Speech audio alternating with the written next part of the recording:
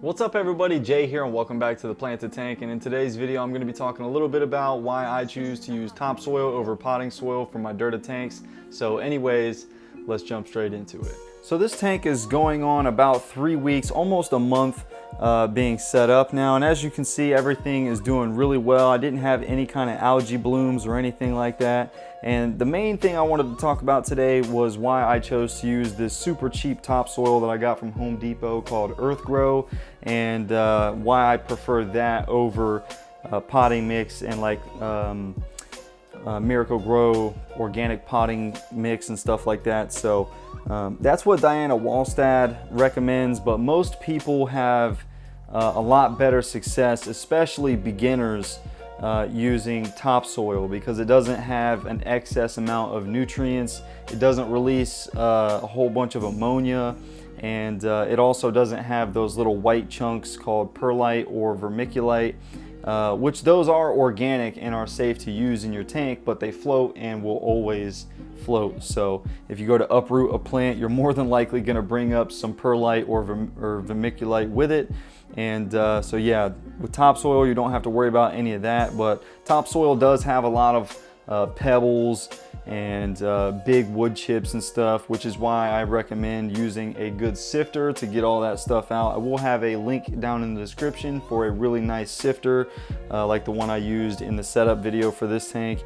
And so yeah, basically it's pretty much just as good as potting mix, except it's not 100% or I'm sorry, 110% loaded with nutrients. So you really won't have to worry about the first 2 weeks after you set it up, the soil leaching a ton of nutrients and having to do a bunch of water changes. Believe it or not, but I haven't done a single water change on this tank so far, and everything is doing absolutely awesome, as you can see.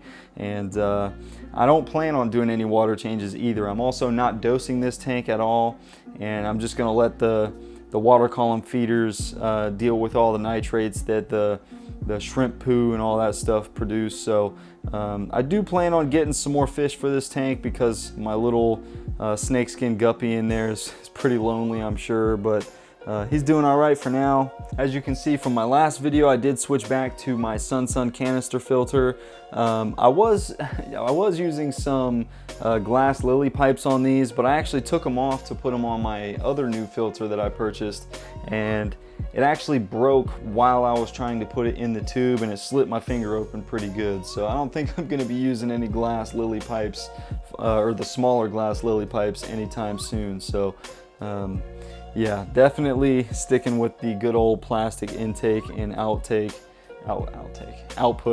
And yeah, as you can see, I'm also running CO2 on this tank just to get as much growth in there as I can, and then eventually I'll rescape this tank again once everything gets nice and mature. I will leave this running for a few more months though, and we're just going to see how it goes without doing any water changes. I'm just doing top offs. You may notice that I actually switched out the lighting too. I'm not using my current light anymore. I had somebody leave a comment saying that they actually purchased this light because of one of my videos.